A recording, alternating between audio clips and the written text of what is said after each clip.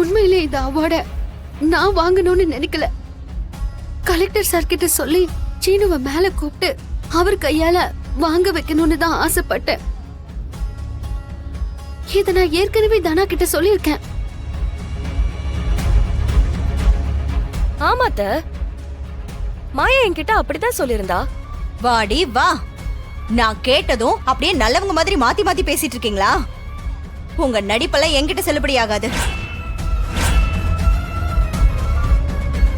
அத்தை, இந்த அவார்ட சீனுவே வாங்கட்டும் அத்தை. ஏய், நீ பேசாதன்னு சொன்னா பேசாத.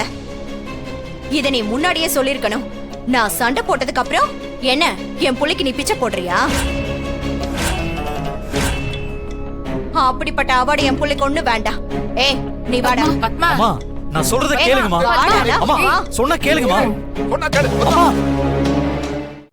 இன்றே டவுன்லோட் செய்து உங்கள் ஃபேவரட் ஷோக்களை என்ஜாய் பண்ணுங்க.